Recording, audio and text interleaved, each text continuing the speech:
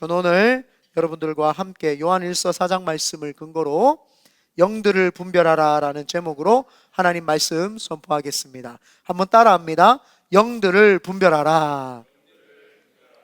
네, 이 시대는 참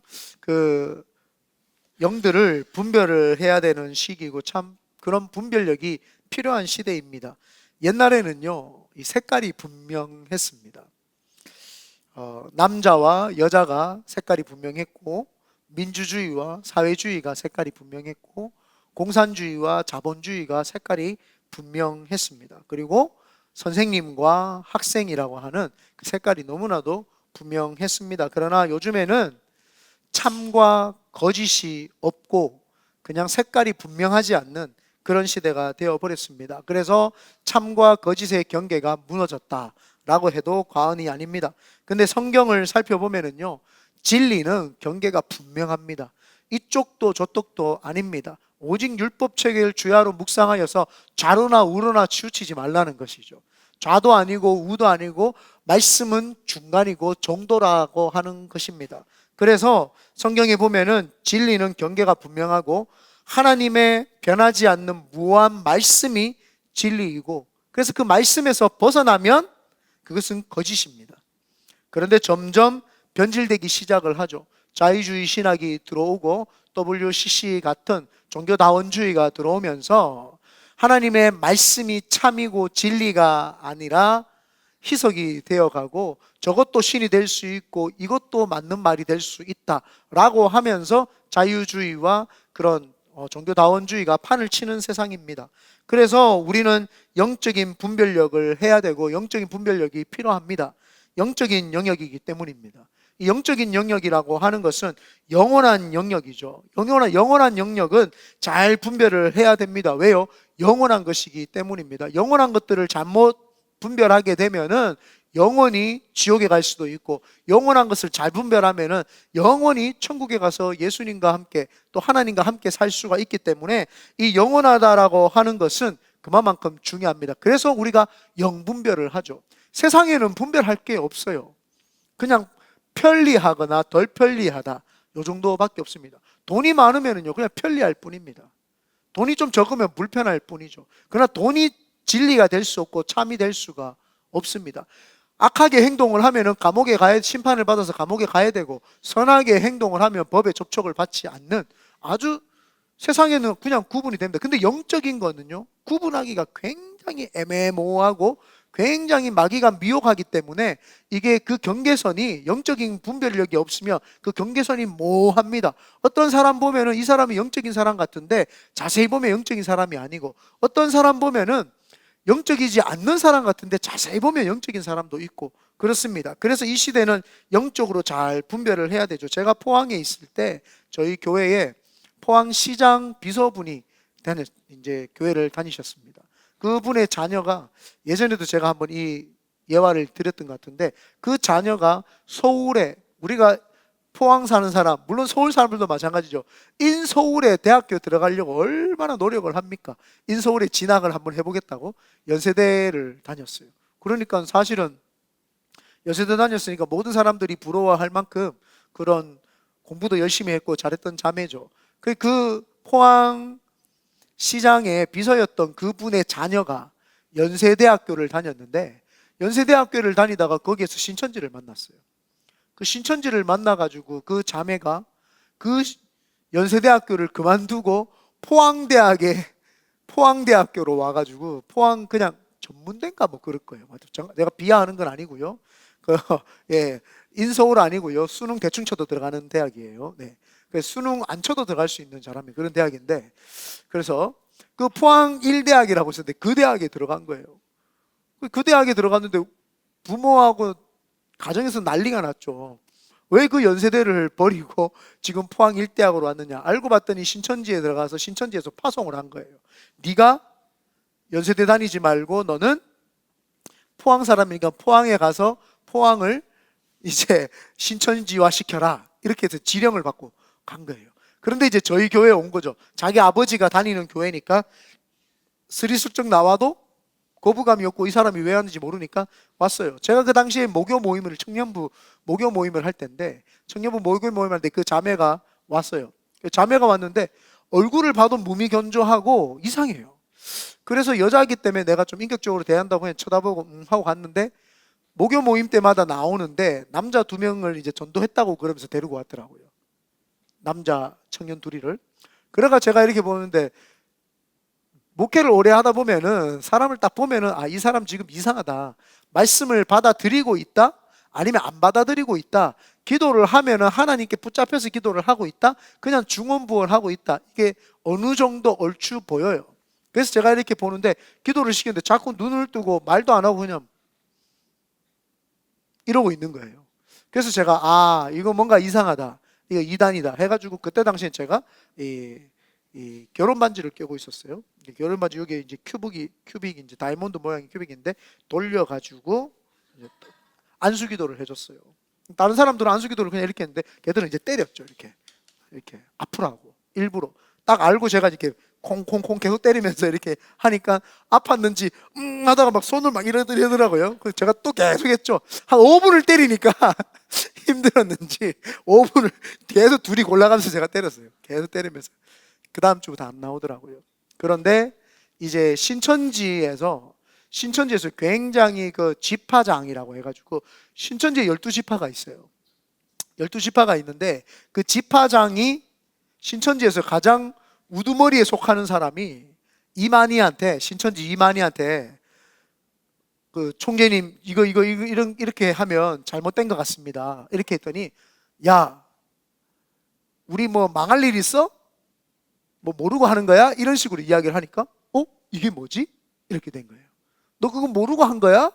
야, 우리 망할 일 있어? 그냥 해. 이렇게 하니까 이거 지금 교리가 잘못됐다 했는데 그냥 가라고 하니까 자기 사람이 이상하다 생각해서 그 사람이 나왔어요. 신현욱이라는 분이에요. 그래서 그분이 거기에서 이제 이상하다 싶어서 자기가 신학을 공부를 하기 시작을 한 거예요. 원래 신천지에서는 우리 일반 기독교 신학을 안 본단 말이에요. 신학이나 책을 안 보는데 그걸 보기 시작을 했더니 보니까 신천지 이만희가 신천지라는 걸 알게 되어서 그래서 이 사람이 뛰쳐서 나온 거예요.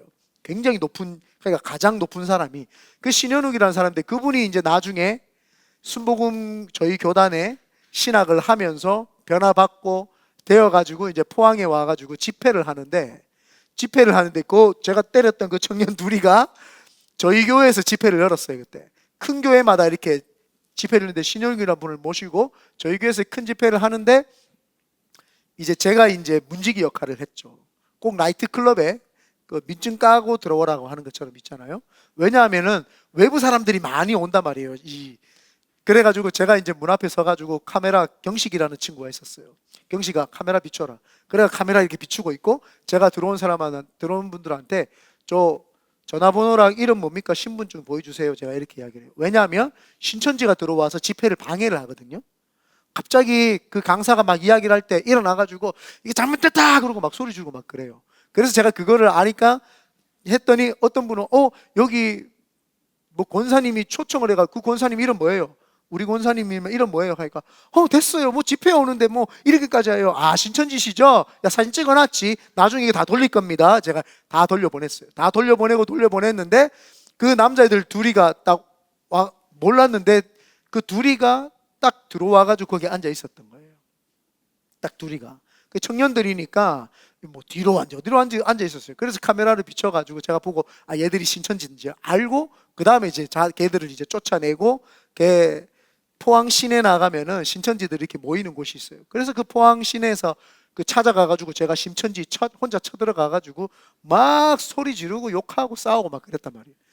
그런 일들이 있었던 거예요. 미혹의 영에 빠지게 되면은요, 이거 뭐 연세대고 아빠고 부모고 없어요.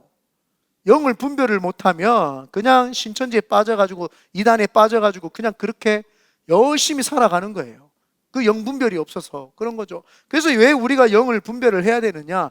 그 영을 분별을 정확하게 해야지만이 내가 건강한 영을 가지고 있고 건강한 영을 받고 있고 또 건강하게 남에게 영을 주고 있다는 것을 우리가 알 수가 있는 겁니다. 그런데 많은 사람들이 영적 세계에 대해서는 중요하게 생각을 안 해요. 육신이 배가 부르면은 배가 고프거나 그러면 다이어트도 하고 먹기도 하는데 사람들이 생각은요 관리를 안 해요. 그래서 자기 생각을 이제 관리를 해야 되죠. 성경을 통해서, 또 우리가 문화생활을 통해서, 독서를 통해서 내 생각을 컨트롤하고 악한 것들이 못 들어오게끔 해야 되죠. 그리고 영적인 거는 뭐예요? 하나님 말씀의 기준이 되어가지고 말씀으로 살고, 영적인 생각, 영적인 말, 영적인 게 어떤 건지를 자꾸 구분을 해야 되는데, 그 구분이 애매모호하단 말이에요. 누군가가 와서 뭔가 신령한 이야기만 하면 다 혹하는 거예요. 어머 이분 신령한 이야기를 한다. 근데 그 말을 자세히 들어보면 이 사람이 영적인지 아닌지 금방 구분이 됩니다. 그래서 오늘은 우리가 영분별을 하는 것이 너무나도 중요하기 때문에, 영원한 미래가 좌지우지 될 수 있기 때문에 영분별을 하는 것들을 조금 우리가 오늘 살펴보기를 원합니다. 첫 번째입니다. 첫 번째, 예수님에 대한 온전한 지식을 따라야지 됩니다. 이 영분별을 할 때에 예수님에 대한 온전한 지식을 우리가 따르고 있느냐 안 따르고 있느냐, 이게 영분별의 척도입니다. 우리가 신앙생활을 하면서요, 영분별을 할 때 자꾸 느낌으로 해요. 때로는 내가 살아온 경험으로 영을 분별하려고 그러죠. 내가 느낌이 이렇고 기분이 이렇고 살아온 패턴에 이러니까 이 사람은 이럴 것이야 라고 자꾸 재단을 하는 거예요. 미리 이 사람, 그래서 저는 꼭 만나거나 꼭 대화해보지 않고는 그 사람을 판단하지 않아요. 띄엄띄엄 봐서는 사람을 절대 모릅니다. 관상, 그래서 안 맞아요. 관상이 맞지 않습니다. 제 얼굴 관상이 보면 얼마나 굉장히 착하게 생겼잖아요. 근데 한성깔 하잖아요. 목소리 들으면. 어떻게 제 얼굴 보고 아무도 반응이 없네요.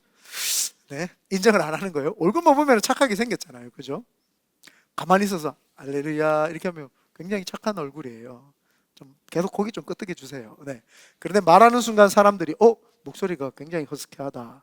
그리고 이제 좀 같이 지내보면은 굉장히 와일드할 뿐만 아니라 굉장히 단호하고 추진력 있고 굉장하게 이렇다. 이걸 금방 느낄 수 있잖아요. 그 대화를 해보면은 아는 거지. 신령해야 아는 거예요. 신령해가 사람을 이렇게 보고 이 사람인 것 같다 하잖아요. 여지없이 틀립니다. 여지없이 틀려요. 그 느낌과 내가 살았던 경험을 통해서 보면은요, 여지없이 틀립니다. 제가 한 번은 이래야 힘내라 화이팅, 우리 이래 화이팅, 그 뒤에 좀 가서 아이니하고 같이 누워 자도 돼. 좀 누워 있어도 돼. 괜찮아? 그래, 감사하네요. 영들을 분별해 이래야. 그래서 한 번은 제가 이제 경험상 되게 이제 제가 어렸을 때 되게 얼굴이 도둑놈상 친구가 있었어요. 도둑질도 잘하고 그런 친구가 있었는데, 나중에 나이 들어가지고 그 친구하고 비슷하게 생긴 도둑놈상을 제가 만났어요. 그 제 편견이 이 사람은 약간 조금 범죄자 같다라고 생각을 했는데 전혀 그렇지 않는 거예요. 대화를 해보고 사람이 이렇게 만나보니까 전혀 내 판단이 오판이라는 것을 경험을 하고 깨닫게 되죠. 그래서 우리가 신앙생활을 하면서 자꾸 영분별을 한답시고 느낌으로, 때로는 살아온 경험에 의해서 판단하고 분별하려고 하면은 그때 뭐예요? 잘못된 판단을 하게 되고 오판을 하게 되면서 너무나도 많은 사람들을 정죄하고 단죄하는 일들이 벌어지게 되죠. 만약에 판사가 재판장에서 판단을 할 때 느낌으로 이 사람, 내가 이때 동안 많은 데이터를 봤을 때 이 사람은 착할 거예요. 이 사람은 조금 얼굴이 험악하니까 조폭 같으니까 나쁠 거야, 이렇게 판단을 했다. 그러면 그건 오판이 많죠. 그러면 어떻게 돼요? 억울하게 누명을 쓰는 사람들이 많습니다. 영분별도 마찬가지예요. 느낌으로 사람을 얼굴을 보고 그렇게 판단하는 것이 아닙니다. 그래서 만약에 이 헌법이 기준이 아니라 그냥 느낌으로 했다면 억울한 사람도 많겠죠. 근데 만약에 가족이나 친인척이 오면 얼마나 흔들리겠어요. 나쁜 짓을 했어도 이 사람은 팔이 굽는 것처럼 이 사람은 선하게 봐주려고 하고, 내하고 원수진 사람이 왔어요. 선한데도 불구하고 이 사람은 내하고 원수 졌기 때문에 무조건 잘못됐다고 이야기할 수 있잖아요.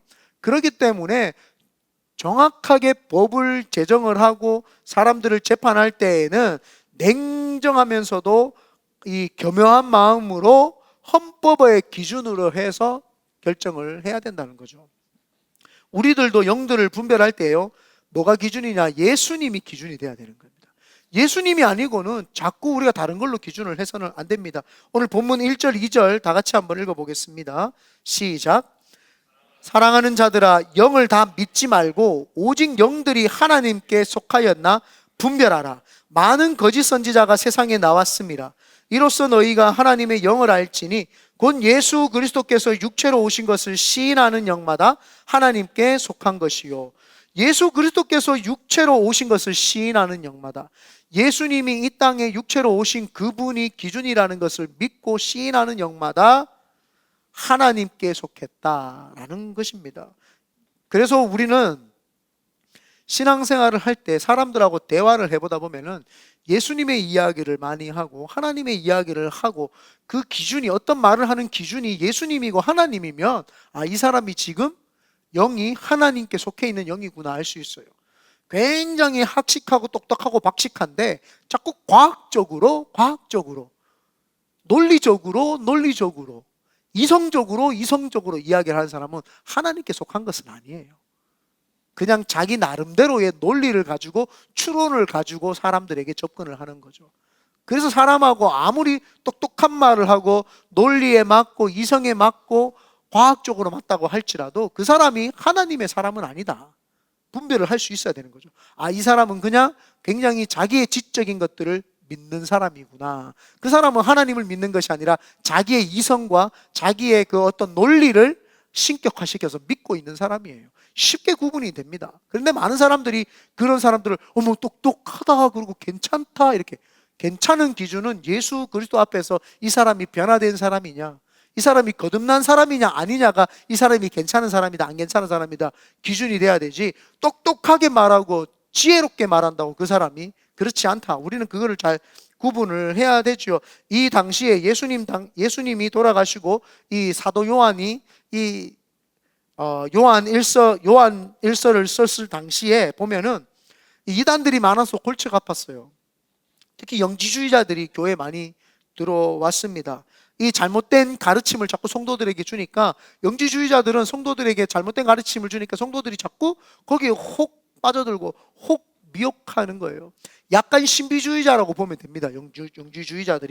영지주의자들은요, 영은 선하고 육은 악하다라고 생각을 했죠. 그래서 예수님께서 이 땅에 오셨을 때 육으로 오신 것이 아니라 우리가 생각하지 않은 영적인 존재로서 그냥 이 땅의 육체의 모습이 육체의 모습이지 영적인 모습으로 오셨다, 이렇게 이야기를 하는 거예요.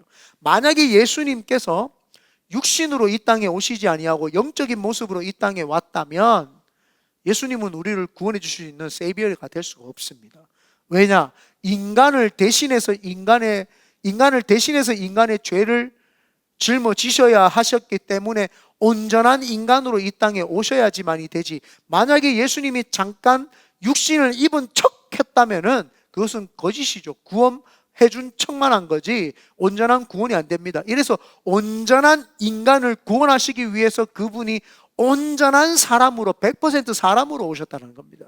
그래서 영지주의자들은 예수님의 육체를 부인하고 영적인 것들만 추구를 했죠. 그게 교회 안에서 들어오니까, 교회 사람들이 들으니까 신령하거든요.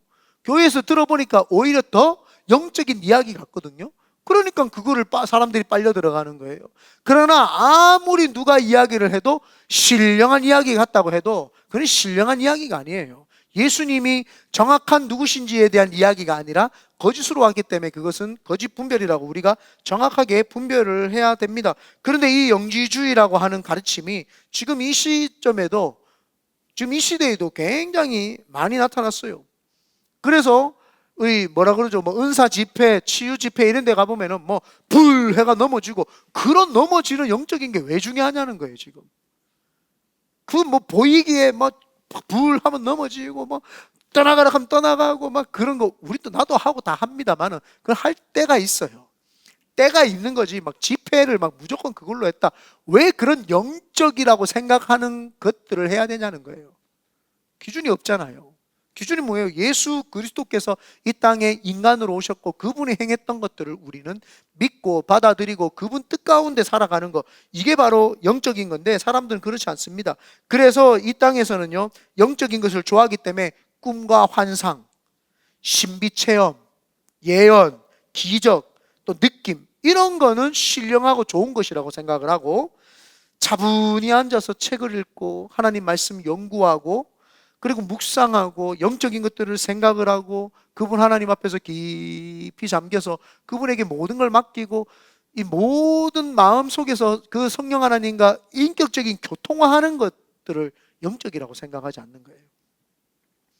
그래서 꿈과 환상과 느낌, 신비체험이라고 하는 건 사실은 중요합니다만은 예수님보다 더 기준이 될 수가 없어요. 예수님보다 기준이 될 수가 없습니다.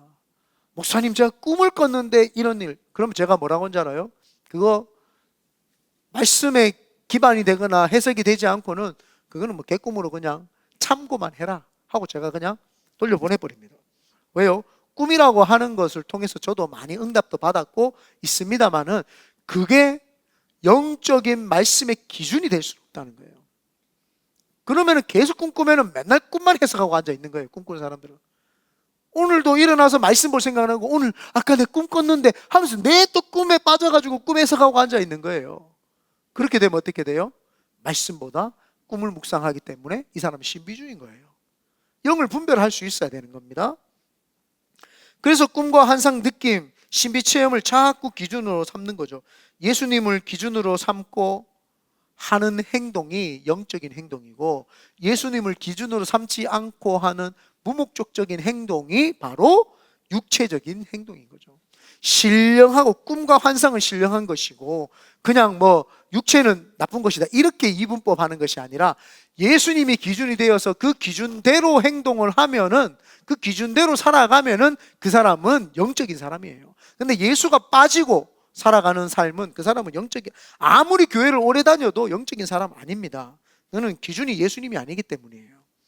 그래서 영들을 분별할 때 예수님이 기준인지 아닌지를 살펴봐야 되죠. 그래서 사람들 많이 할 때 자기는 막 믿음이 있대요. 막 어떤 일을 일으켰고 자기가 어떤 말을 했더니 역사가 일어나고 막 그런 말을 해요. 누가 나타나요? 지금 지가 나타난 거예요. 예수가 없잖아요. 내가 예수님이 이런 말씀을 있길래 이걸 찾아봤더니 이걸 가지고 누군가에게 이렇게 예수님이 이랬었는데 이렇게 조언을 했더니 그분이 예수님 안에서 이렇게 변화돼서 이렇게 됐습니다. 이렇게 말을 해야 되는 거죠. 자꾸 느낌으로 말을 한단 말이에요. 내가 보니까 성경에 보니까 말씀이 이렇게 있어가지고 그 사람이 지금 이렇게 방탕하고 나쁘게 살길래 성경의 말씀에 성령께 붙잡혀라, 성령을 소멸하지 말라 그래가지고 너 성령께 소멸하지 말고 성령 충만 받으라고 이야기해줬더니 그 사람이 기도했더니 성령 충만해져가지고 변화됐습니다 라고 해야지 정상적인 거죠. 그죠? 간증을 할 때 여기 뭐가 이설이 있어요. 다 예수 이야기밖에 없잖아요.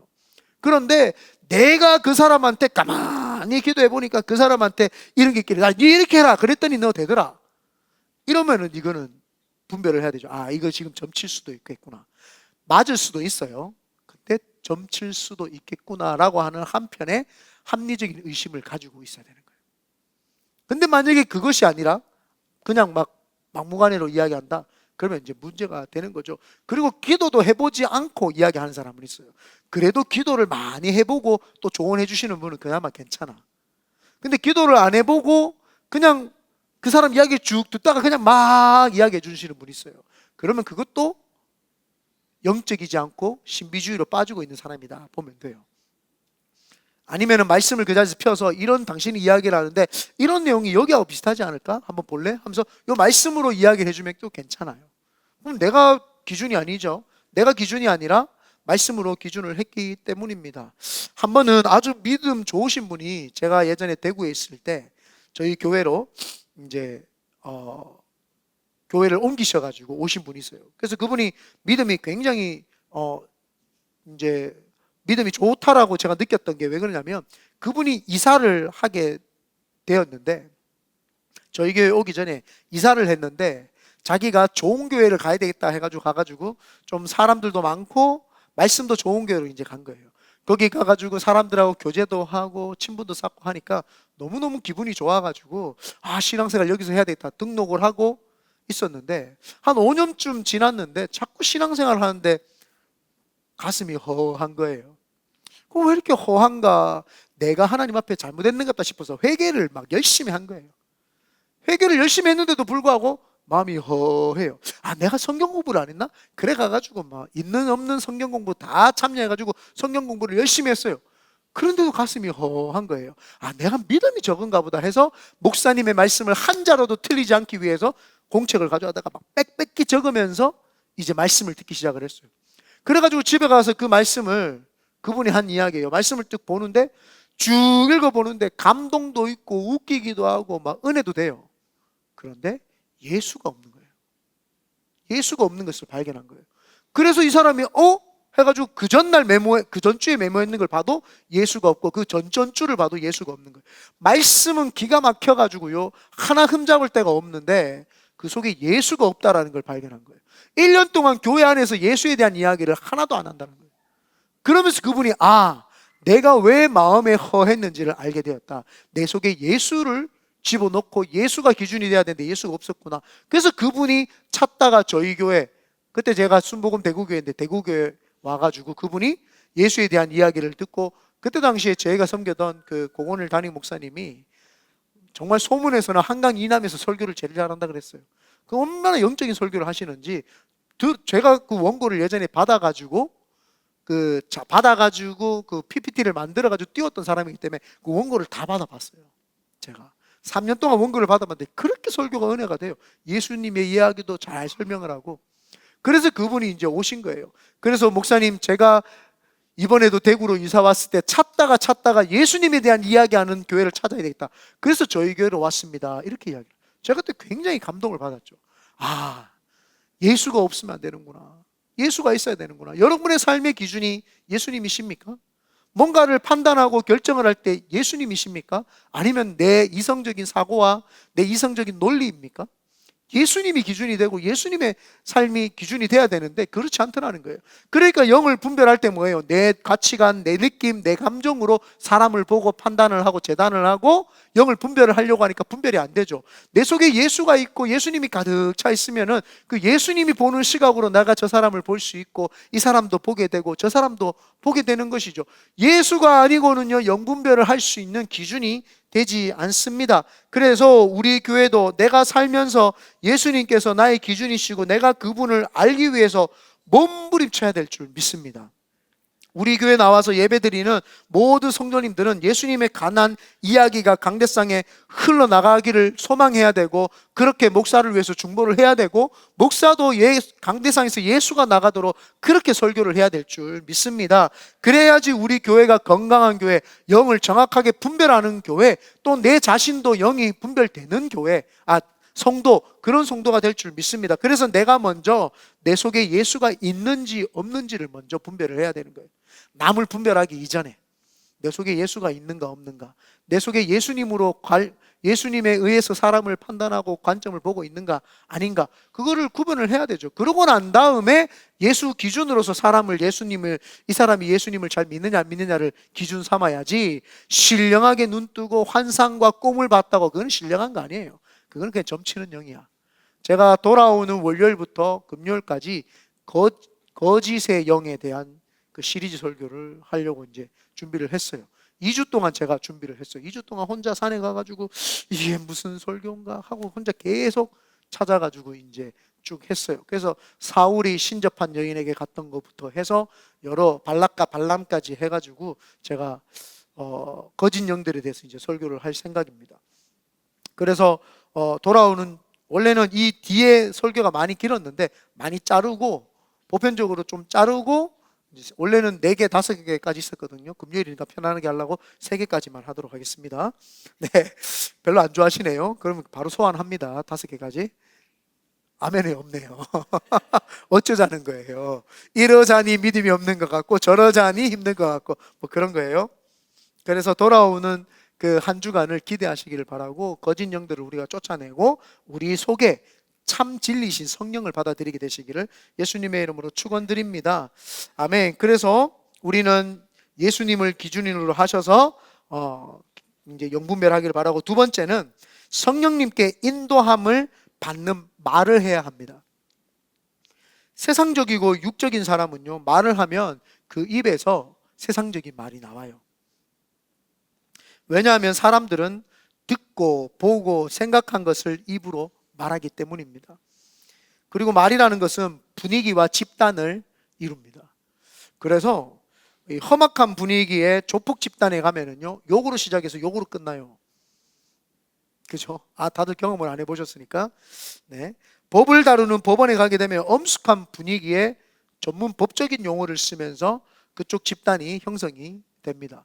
병원의 응급실에 가면은요, 굉장히 긴급한 분위기에 의학 용어를 쓰면서 긴급한 말들을 하죠. 그 분위기와 집단을 형성을 하는 거죠. 말이라고 하는 것은 그렇습니다. 오늘 본문 5절에 보면은 다 같이 읽어봅니다. 시작. 그들은 세상에 속한 고로 세상에 속한 말을 하매 세상이 그들의 말을 듣느니라. 그들은 세상에 속한 고로 세상 말을 하는 거예요. 근데 하나님께 속한 사람은 하나님의 말을 하게 돼 있습니다.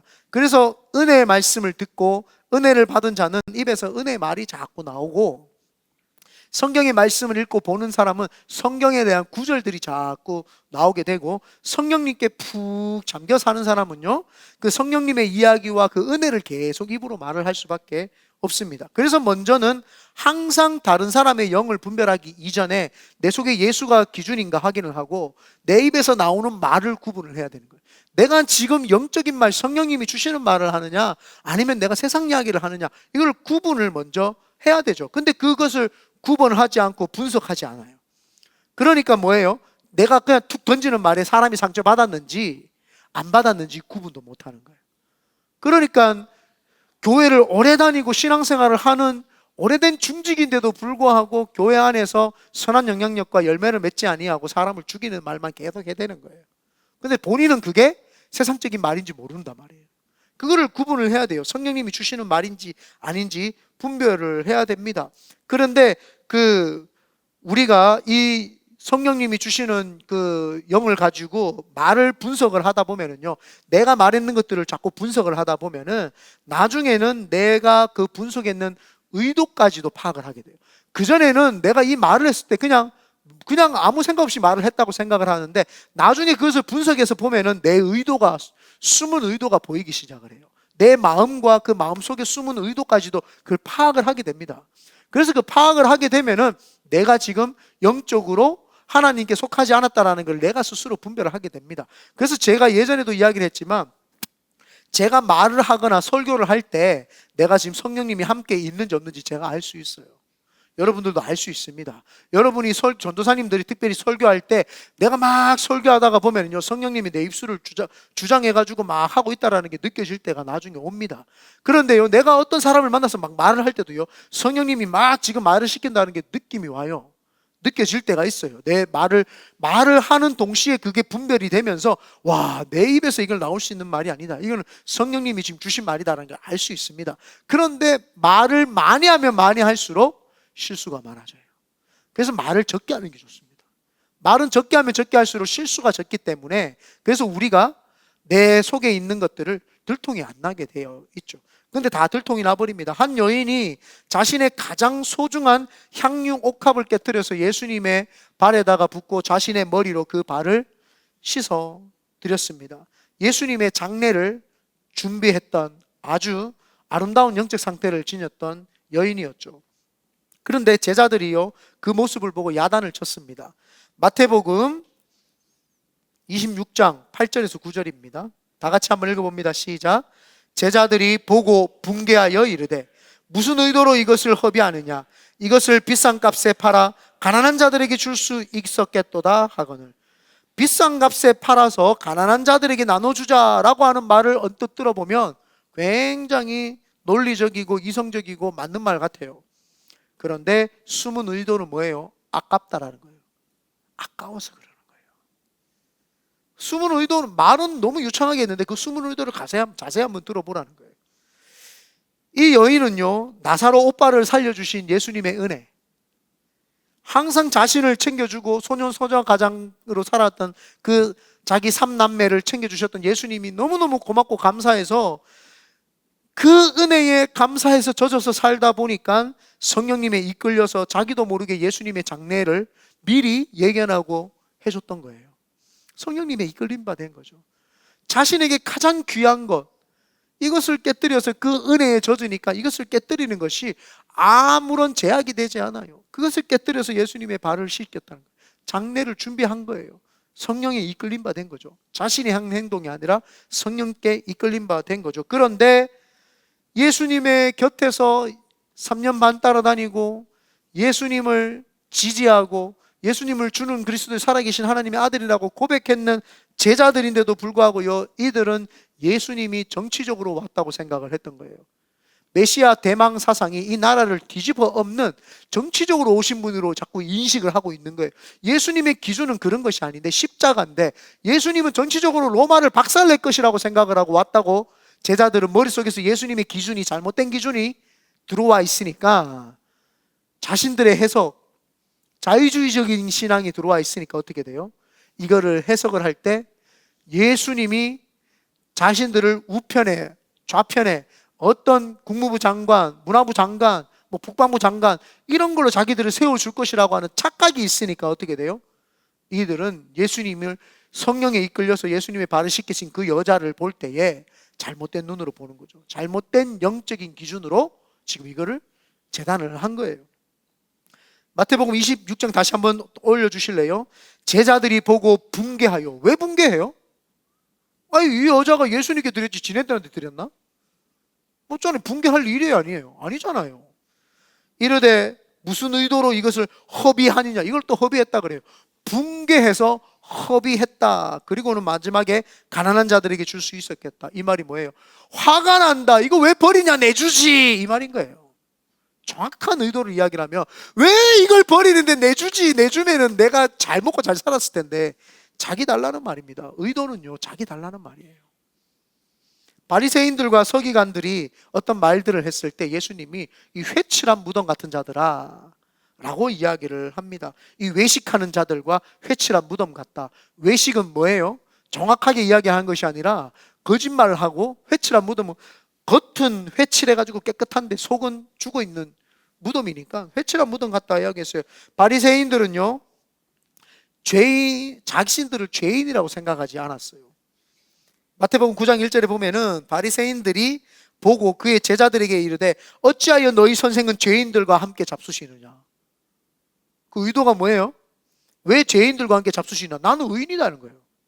그 말을 들어보면은 예수님이 죄인들하고 어울렸기 때문에 예수님이 죄인이야 라고 하는 말 같지만, 정확한 의도는 나는 깨끗하고 저 사람들은 지저분한 사람이야 라고 하는 잘못된 신앙의 편견을 가지고 있는 사람들이라는 거예요.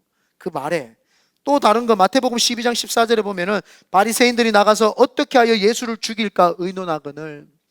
여러분, 의논은 사람을 살리고 선교를 하고 홈리스들을 돌보고 우리가 어떻게 하면 나눠주고 구워주고 베풀어줄래 해가지고 의기투합해가지고 의논을 해야 되는데, 이들이 서기관과 바리새인들이 원래 자기들끼리 모이지 않는데 시기와 증오, 남을 미워하고 시기하고 증오하는 일에 지금 의기투합하는 거예요. 여러분, 우리 동기부여가 뭐예요? 우리가 교회 나와서 우리가 하나님 뜻 가운데 살겠다는 동기부여가 뭐냐는 거예요. 죽어가는 사람 살리자, 영혼 살리자, 예배를 통해서 우리가 하나님이 기뻐하시는 예배자가 되자, 이게 우리 동기부여가 돼야 되는데, 오늘 김집사 성가대 잘하는 거 한번 보자, 오늘 찬양팀 잘하는 거 보자, 어떤 시기와 증오에 의해서 교회에 나와가지고 뭉치면 안 된다는 거예요.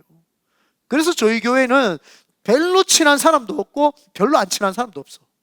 신기하게 그래요. 우리 교회는 솔타이가 없잖아요. 내가 그걸 제일 꼴사납게 생각을 해요. 자기들끼리 모여가지고 막 호박식 가고 그러면서 우리 교회는 사랑이 없대. 사랑이 있어가지고 요 카페에 앉아가지고 호박식 가는 것보다 사랑 없이 그냥 이렇게 지내는 게 더 나아요. 이게 무슨 말이지? 다들 알아들었으리라 생각을 합니다. 사랑이라고 하는 거는 상대편을 존중해주고 지켜주는 것까지가 사랑이잖아요. 우리가 볼 때, 세상이 볼 때 사랑이 없는 것 같으나 사실은 그 속에 그것이 더 사랑이다라는 거예요. 그래서 이 제자들은 의도가 뭐예요? 바리새인들은 시기와 증오가 동기부여예요. 그들에게. 그들이 살릴 수 있는 거는 시기와 분노예요. 왜 사람이 영적으로 살고 사람을 살리기 위해 살아야 되는데 남을 미워하기 위해서 사냐는 거예요. 그리고 또 바리새인들은요, 요한복음 7장 49절에 바리새인들이 대답하되 율법을 알지 못하는 이 무리는 저주를 받은 자로다. 같은 백성이고 성도인데 저주받았다고 하면서 죄인 취급을 막 하는 거예요. 잃어버린 자들을 데리고 올 생각을 안 하고 오히려 정죄하는 수단으로 삼고 있는 거죠. 성령님께 이끌림 바 되지 않으면 언어를 이렇게 사람을 죽이는 언어로 쓰게 되어 있습니다. 그래서 영을 분별한다. 사람하고 대화를 해보면은 그 사람의 대화 속에서 성령님이 주시는 말을 하는지 아니면은 마귀가 주는 거짓 영이 줘서 하는 말인지를 우리가 구분을 할 수 있다라는 거예요. 그래서 신령한 눈 안 뜨고 봐도 그 사람 말하는 걸 자세히 들어보고 그거를 구분할 수 있으며, 예수 그리스도가 기준이 되고 성령님이 기준이 되어서 사람 말하는 걸 자세히 들어보면 아, 이거는 영적인 언어를 쓰는구나, 이거는 악한 언어를 쓰는구나를 구분할 수 있습니다. 논리적이고 똑똑한 이야기 하면은요, 일반 사람들은 다 혹 넘어가요. 다 넘어가 버립니다. 그래서 제가 우리 전도사님들하고 또 성도들하고 이야기를 할 때, 저하고 이야기할 때 하나님 이야기 안 하면 제가 듣지도 않아요. 막 이야기를 주구장창해. 하나님 쏙 빠지고 이야기를 해요. 내가 당신한테 그거 들으려고 지금 여기 앉아 있어? 단호하게 이야기해 버립니다. 내가 네한테 지금 그 소리 들으려고 여기 앉아 있어야 돼?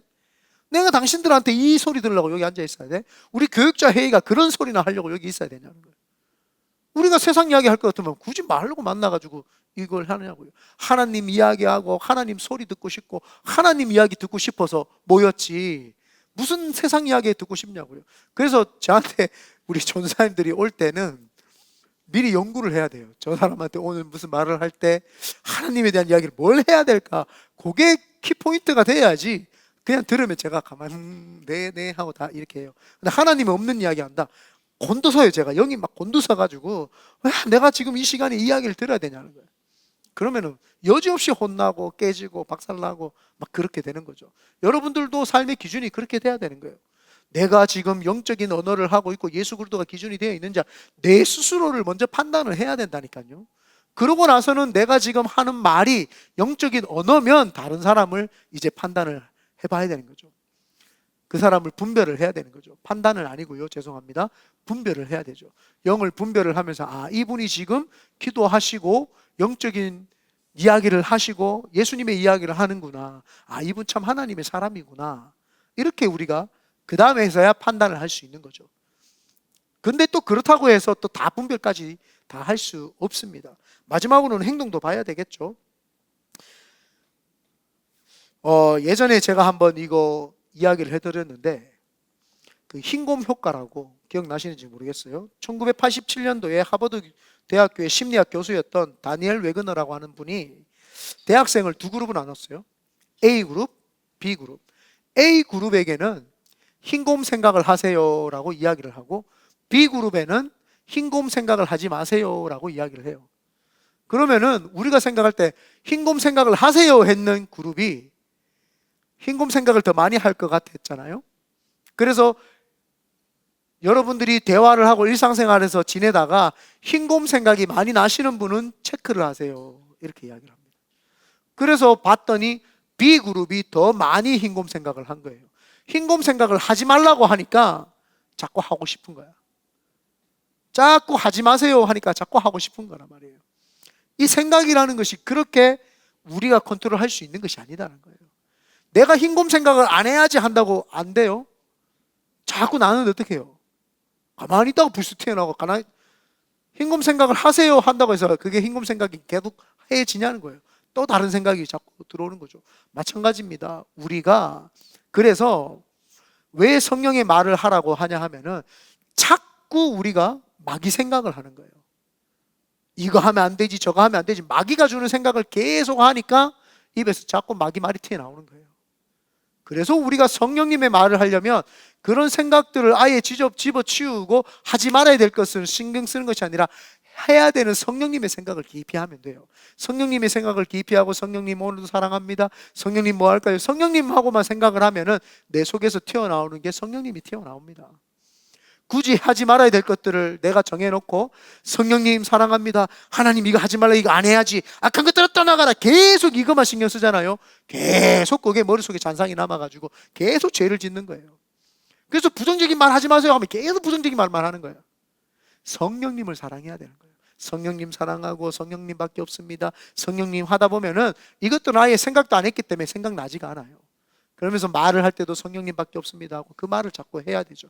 그러면은 그때부터 성령님이 주도하고 그 사람의 삶을 이끌어가는 거죠. 그래서 세상에 속한 영은요, 세상의 말을 하고 세상의 열매를 맺게 합니다. 하나님의 영이신 성령님께 속한 자는 성령이 말을 하고 성령의 열매를 맺습니다. 그러므로 계속해서 성령님을 묵상할 때 우리가 성령의 말이 나오는 줄 믿습니다. 예수님께서 귀신을 쫓아내실 때 귀신들은 소리를 지르면서 자신들의 정체를 드러냅니다.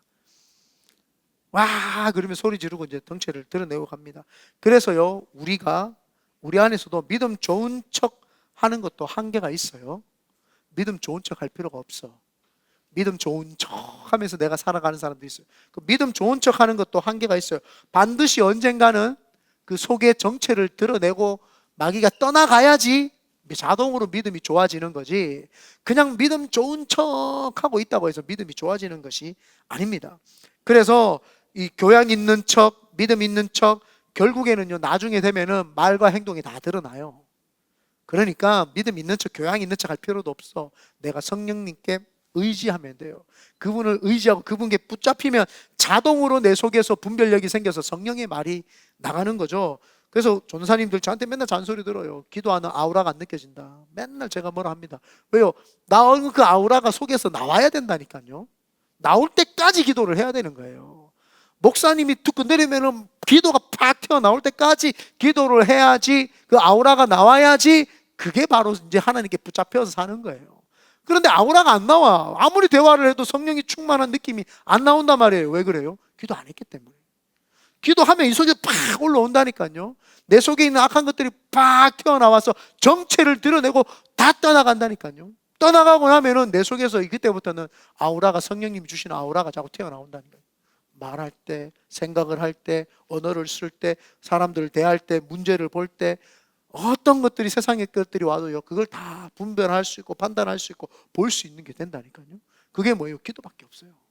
잔소리 하는 것 같고 창피하지만 그렇지 않아요. 창피한 것보다 악한 것들이 우리가 다 드러나서 영적인 사람에 속하는 것이 더 중요하기 때문에 그런 것들은 뽑아내가지고 뿌리 내버려야 되는 겁니다. 악한 것들을 뿌리 뽑아야 되지, 계속 우리가 같이 가면 문제가 되죠. 그러므로 먼저 나 자신이 성령님께 주시는 말을 하고 있는지 항상 자신을 주의 깊게 보시고 그 후에 다른 사람을 분별하기를 예수님의 이름으로 축원드립니다. 세 번째입니다. 질서와 순종의 기름 부음을 받아야 됩니다. 하나님의 영이신 성령께서는요 현장에서 역사를 하시고 현장에서 기적을 일으키시고 하나님께서 주시는 그 기름 부으심을 막 붓는단 말이에요. 성령님은. 그러면은 그 성령님의 역사가 막 있는 거기에서는 하나님의 권위하심과 통치하심이 막 일어납니다. 그리고 그 권위와 통치에는요 질서가 있고 순종이 나타나게 되어 있습니다. 본문 6절 한번 읽어볼까요? 본문 6절입니다. 시작. 우리는 하나님께 속하였으니 하나님을 아는 자는 우리의 말을 듣고 하나님께 속하지 아니하는 자는 우리의 말을 듣지 아니하나니 진리의 영과 미혹의 영을 이로써 아느니라. 그래서 성령께 함께 있는 사람은 이 순종과 이 질서와 순종의 기름 부심이 그에게 계속 흘러요. 왜냐하면은 하나님께서 이 모든 어떤 것들을 하시기 위해서 하나님이 말씀을 하세요. 그러면 우리가 그 말씀 앞에서 뭐예요? 순종으로 기도를 하면은 그 하나님이 그 말씀하신 것들을 깨닫게 됩니다. 그러면 순종으로 기도를 해서 행동으로 시행하게 되면은 기적이 일어나게 되죠. 기적이 일어나게 되면 하나님께 너무 감사해서 또 찬양과 영광을 올려드립니다. 그러면 하나님이 또 그 영광을 받으시면서 또 우리에게 말씀을 하시죠. 하나님은요 굉장한 질서 속에서, 사이클 속에서 돌아가는 거예요. 계속. 그런데 하나님은 말씀하시는데 순종이 없다. 그러면 여기서 올라가는 영광이 없기 때문에 그때부터는 길이 막힙니다. 그래서 하나님은 순종과 질서의 영, 그 잘 돌아가는 질서 속에서 하나님이 기름을 붓는다니까요. 그거를 모르니까 계속 왜 내 인생이 힘들고 어렵고 이 자꾸 가슴이 허한지를 모른단 말이에요. 사람들이 자꾸 모르는 거야. 내가 왜 이러지? 나 너무너무 하는데, 근데 집에 가면 막 TV만 보고 있고, 집에 가면 누워 있고, 집에 가면 아무것도 안 하고 있고, 막 인생이 힘들고 지치고 막 계속 그러는 거야. 예수가 없고 성령님이 주시는 말을 안 할 뿐만 아니라 내가 지금 순종과 질서의 영이 없는 거예요. 무질서가 그 속에 들어온 거예요. 흑암과 어두움이 그 속에 들어오니까 무질서하니까 공허할 수밖에 없단 말이에요. 그 공허함을 뽑아내는 건 뭐예요? 어쩔 수 없이 순종을 해야 되죠. 세상의 영은요 분열과 거짓, 불순종의 영이기 때문에 질서와 순종의 기름 부으심이 그 속에 없습니다. 그래서 그 질서와 순종의 기름 부으심이 있는 사람은요, 그 사람이 말을 하면은 신기하게 그 밑에 사람이 질서와 기름 부으심이 동일하게 임해가 그 사람도 순종하고 질서가 있어요. 그러나 질서와 순종의 기름 부으심이 없는 사람은 본인이 말해도 그 밑에 사람도 안 들어요. 그래서 그거를 알 수 있다니까요. 아, 내가 무슨 말을 하는데 사람들에게 씨가 안 먹히고 있다. 내가 지금 순종과 질서와 순종의 기름 부으심을 못 받고 있구나. 못 받고 있는 거예요. 그러니까 내가 말을 할 때에 사람들에게 순종과 그 질서의 기름 부으심이 안 나타나는 거죠. 그래서 우리가 그거를 잘 분별을 해야 되고 잘 봐야 되죠. 하나님의 영이 임하면은요, 사람이 질서가 있고 순종의 삶을 살게 됩니다. 내가 다스림을 받는 것이 행복해져요. 그 질서가 나를 더 사람답게 만들어주기 때문이죠. 그전에는 내가 무분별하게 막 살아가는 거예요. 하고 싶은 대로 하고 막 이렇게 살아가는 거예요. 그게 근데 질서가 있다고 생각을 했던 거죠. 자기 자신에는 자유라고 생각을 했던 거죠. 근데 진짜 하나님을 만나게 되면은 내 삶을 내가 계획하고 이끌어가면은 부족하다는 것을 알기 때문에 하나님께 속했고 그분에게 내 자신을 맡기는 거예요. 맡기고 그분에게 맡기면서 그분이 주시는 그 다스림을 내가 받게 되죠. 그러면은 그때부터 행복해요. 하나님께 다스림을 받으면요, 행복하고 그때부터 뭐예요? 기쁨이 넘치기 시작을 해요. 내 삶에 기쁨이 자꾸 넘쳐요. 나는 이상하게 시간도 없고 바쁘고 힘든데 직장생활도 고롭고 괴롭인데 성령님께 이끌림 받아서 질서 가운데 쭉 살아가니까 행복하다니까요. 평안하다니까요. 왜 이러지? 나는 뭐가 그렇지? 왜 내 속에 질서와 순종의 영이 막 들어와 있기 때문에. 그때부터 이 기쁨이 막 넘치는데 신기하게도 하나님 주시는 그 은혜와 능력이 있으면은요, 사람한테 말을 하면은 그 사람들이 은혜를 받고 사람들한테 이야기하면 그 사람이 변화를 받고 그런 역사들이 있게 되죠. 아무리 맞는 말을 하고 그 사람의 입에서 나오는 말이 맞다고 해도 질서가 없고 순종이 없다면 그러면 우리는 분별해야 됩니다. 그리고 그 질서에 순종하도록 가르쳐야 되죠. 그런데 더 재밌는 거는요, 되게 뭔지 알아요? 이런 질서를 안 지키는 사람들이요, 뭐라고 이야기를 하냐면은 사람들이 자기를 핍박한다고 생각을 해요. 나는 똑바로 살아가는데 나는 잘나니까 똑똑하니까 사람들이 나를 시기해서 나를 핍박한다 이렇게 생각을 해요. 그래서 자신은 핍박을 받는다고 생각을 하는 거예요. 내가 지금 순종과 질서가 없다고 생각하는 것이 아니라 나는 지금 핍박을 받고 있다. 다른 사람들한테 시기 질투를 당하고 있다 이렇게 생각을 한단 말이에요. 그러니까 이게 고쳐지냐 안 고쳐지는 거예요. 너무 힘든 거죠. 이게 힘든 거죠. 그래서 더 오기로 살고 더 오기로 버텨냅니다. 그런 사람들 막 더 오기로 막 그래 나는 자기 혼자만 그 순국 역사같이 핍박을 받는다 생각하니까 막 더 버텨내는 거예요. 다 나를 몰라도 하나님만 아시지 막 이런 거 굉장히 무서운 사람들이에요. 세상은 몰라줘도 하나님만 아시지. 여러분 하나님이 아는 사람은요 세상 사람들도 알아요. 세상 다 압니다. 예전에 제가 이삭 이야기 했잖아요. 저 주는데 이기는 은혜. 이삭이요 꽂으면 되는 거예요. 알만한 사람은 다 알아요. 이삭이 하나님 사람인 거 알만한 사람은 다 아는 거예요. 근데 세상은 다 나를 몰라줘도 하나님만 아십니다 이런 사람이 있어요. 그게 마귀야. 그게 그 사람이 마귀예요. 하나님이 알면은요 세상이 더 좀 잘하세요. 세상이 좀 나를 알도록 예수 그리스도의 이름을 좀 나타내시고 해야죠. 그런데 그렇게 말을 한다니까요. 오기가 충만해. 근데 자기는 기도도 많이 하고 영적으로 깨어있다 그러고 분별한다 그러고 막 그런단 말이에요. 그런데 자세히 보면 신앙이 자기 중심으로 돌아가 있고 신비주의로 돌아가고 있는 거예요. 그거를 뭐 말해야 하나요? 보면 알죠. 아, 이 사람 좀 문제가 있다. 자꾸 오기로 신앙생활을 하면 안 될 줄 믿습니다. 저도 그 오기에서 나왔어요. 제가 왜 이렇게 이런 영분별에 대해서 설교를 잘할 수 있느냐, 알 수 있느냐, 깨달을 수 있느냐, 내가 그랬거든요. 제가 하나님 만나고 너무 뜨거워가지고 전도팀을 만들고 막 전도를 하는데 목사님이 와가지고 기봉이 형제 그 전도팀 이끌어가기 힘들죠. 내가 중간에 한번 들어가서 말씀도 이렇게 좀 해주고 말씀 가지고 전도하러 나가면 좋지 않을까요?